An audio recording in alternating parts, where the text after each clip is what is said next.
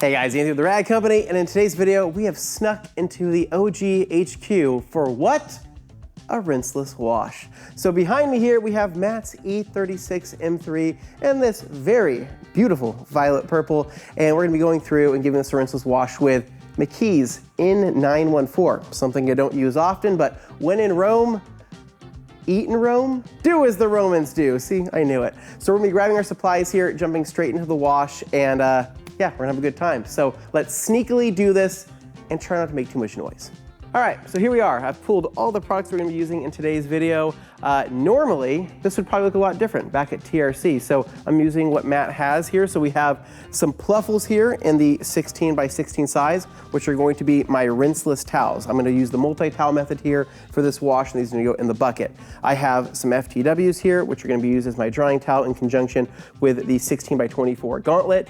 And then we're gonna be using Mckees N914. So I've had quite a bit of experience with this product. I think it's pretty good, but I think it's gonna be even better when we pair it with his drying aid during the drying process. And then to spray the N914, once you mix it up, I have this solo sprayer that I've actually never used, but it sounds pretty cool, so I'm excited to try that out. So first and foremost, we need to mix up our N914, and then we're gonna take our sprayer and fill that up and begin the pre-spraying process. All right, so N914, 256:1 dilution. We have this cool measuring cap.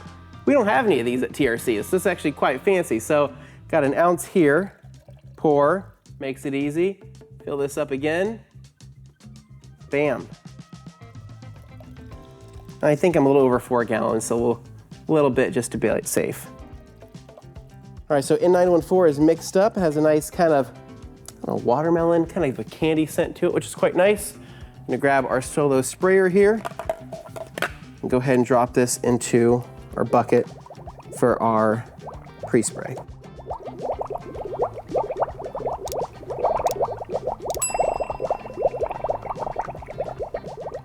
It's forever.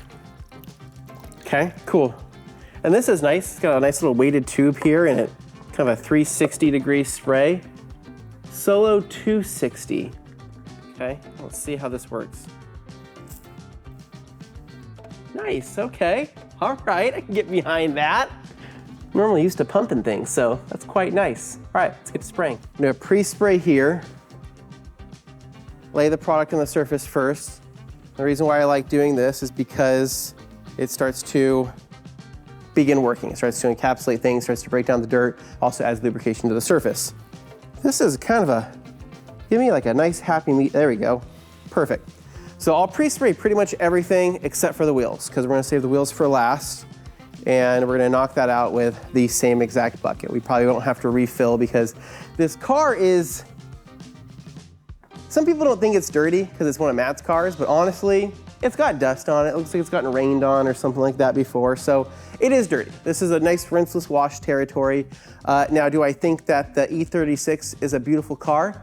Not particularly. I think that these cars are actually quite ugly, but that's my own personal opinion, right? Because we're all entitled to our own opinions. However, I think the color of this car is pretty badass. So we're gonna keep doing our pre-spray here, making our way around the car. Now, as far as what Matt's doing, because people probably were wondering, Anthony, why did you sneak in Matt's garage and why are you doing a rinseless wash on his car without him knowing? It's kind of fun because it's like going into somebody's house, which is like absolutely perfect, and you kind of just slightly rearrange things just a little bit, just to see if they'll notice. So will he notice that his car's been clean? I don't know, maybe. This is taking forever, by the way. I would have, if I had one of the big IK sprayers that Matt loves, and this would already be done. I'm almost out. An IK Multi Pro 12. This would have been done in seconds.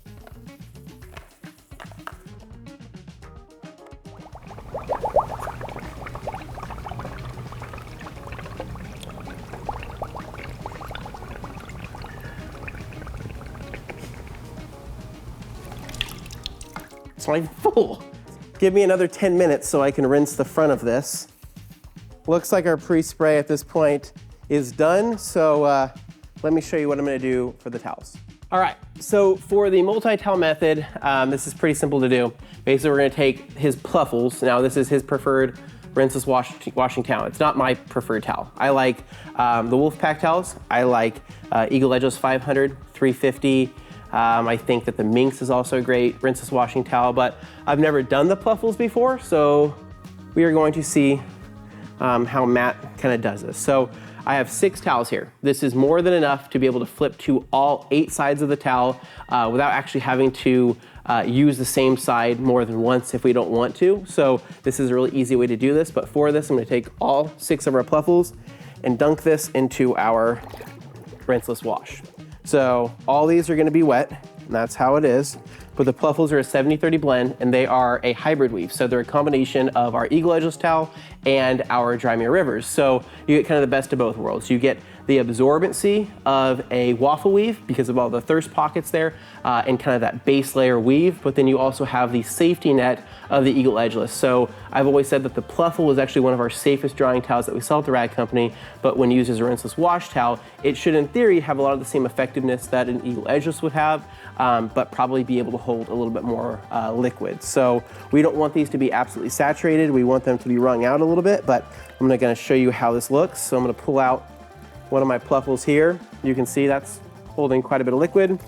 I'm going to wring it out to the point of, I don't know, kind of semi-damp. I'm gonna fold it and fold it again, and we're gonna start on the roof. All right, so multi-towel method here. We're gonna make our first pass, roll the towel, take a look at it. Are we seeing a lot of dirt picked up on there? Seeing a little bit of something, but it's really not that bad, so I'll make another additional pass. Roll the towel, flip it, flip my towel, roll it, check it, looks good, and then I'll keep this process going. So at this point, my roof's all clean. I've only used 1 towel so far, and then what I'm going to do is I'm going to use this towel on all of the glass surfaces or on the pillar, right, depending on how I want to map it out. So I'm gonna start here, take this, come up through here, roll this, look at it, looks great, continue to roll it away and call that good. We'll come to the other side over here, same thing. So now I know that the top of my rear quarters are good, top of my pillars are good, make that roll, and we are good to go there. Now at this point, I can take this towel and simply set it aside, right? If this car is perfected, like there's no micromarring, no scratches on it whatsoever, then I would probably do that just out of safety reasons and just pick up a brand new towel. But realistically, that looks all right. I'm pretty happy about that. So what I'm gonna do is take this towel and I'm going to set it on the edge of the bucket. Now, if all my other towels get dirtier than that and I don't feel comfortable putting those back in the bucket, I take that and put that one back in the bucket. Does that make sense? So it's kind of like a demotion process as I'm going along. So I'm gonna pull out a brand new one, bring this out, take a look at it, and I go, yeah, that looks pretty good. So we're gonna continue working from top to bottom here. So we'll go over to the windshield here, and since this is glass, and is less likely to marring or scratching or anything like that, I'm usually just using one side of the towel, going down into the cowling, going down to the top of the windshield wiper blades, and saying that looks good. And here's my towel. No dirt, looks good. So I'll come over here, same process, come through, lift up these ugly windshield wipers. We can continue on. So for the hoods, usually start in the middle, make my pass, and then since this is kind of a primary looking area, this is where most people are gonna be looking, I usually will flip the towel quite a bit more just because this is a key focal point when it comes to a car. I swear, there's a lot of people out there that think rinselesses scratch, rinselesses mar, and it's always just like use common sense, right? If the car is covered in sand, and you're trying to rinseless wash it, chances are you're probably gonna damage something. So rinse something off, use a pressure washer, use, again, common sense, and I promise you, you're not gonna have any issues. All right, so the front end is done, and as I kind of mentioned before, anytime I see anything drying, I'll usually just go back over it with the sprayer just one more time, just kind of re-wet that area. This has been really easy. This car, can't remember what it's coated in, but I will say that everything is cleaning up extremely well.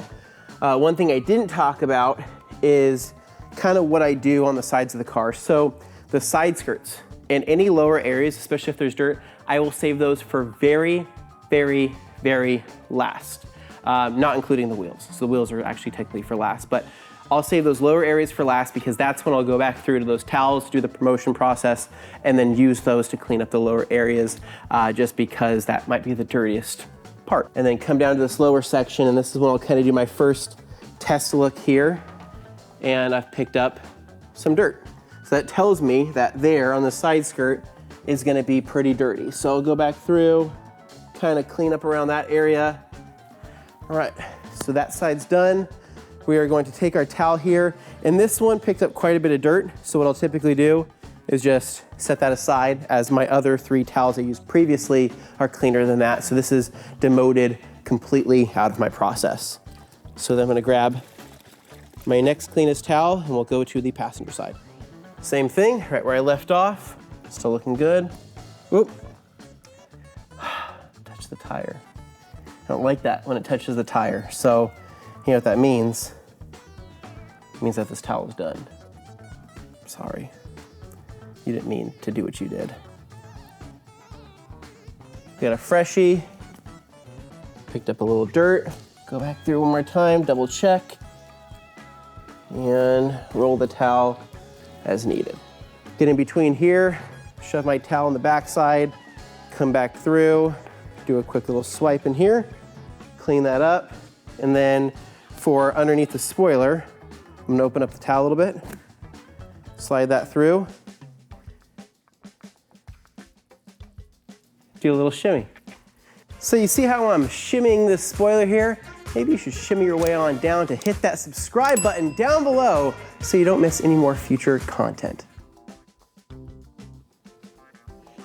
Ooh.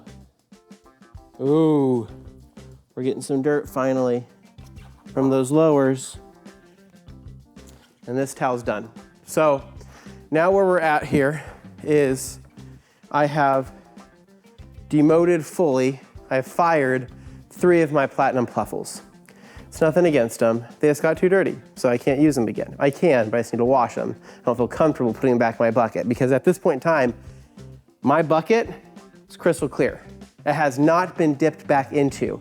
That solution is still just as good as the first stuff I put in, meaning I can fill up my sprayer again if I need to with one last spray. So with one last fill. It might take me a few days to do, but I could do it that way. So I have 3 towels here that are still pretty much mint. So what I'm gonna do, toss them back into the abyss. Let them soak there, let them swirl around, and do a little churning here, churn that butter a little bit. And I'm gonna pull out my towel. And regardless of the rinseless I'm using, I'm typically gonna have a clean looking towel by the time I pull it out. So fold this again, and we're gonna come over to the side of the bumper.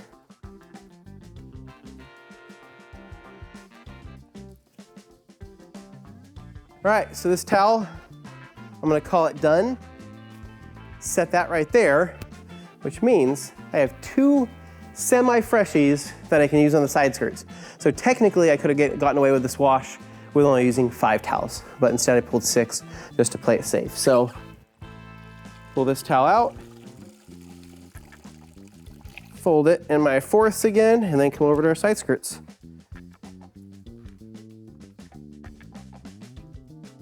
Picking up some dirt. Call it good.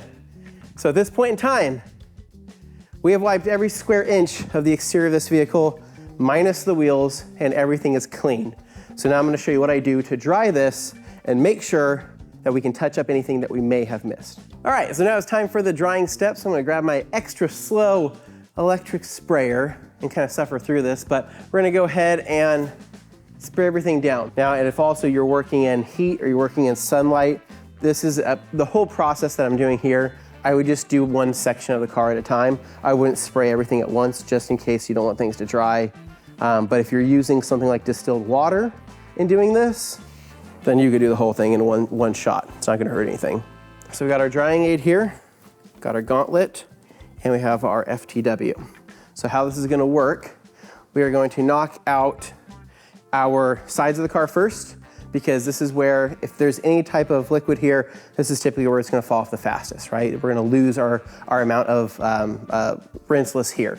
Whereas on the roof, on the hood, on the trunk, that's gonna sit around for a little while. So what I'll do is start here on the sides of the vehicle first. So for this, I might start here on the rear quarter. I'm gonna go ahead and, I don't really know how these sprayers work, and I don't wanna spray too much, so Sure. Get some on the surface and then go ahead and get that in my pocket. Take our first drying towel and take our second. Start here at the top, start wiping.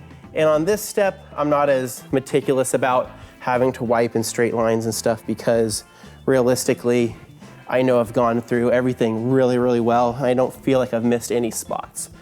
Go through, dry everything off with this first towel, all the way down to the side skirt, but I won't get the side skirt, just in case I did miss anything.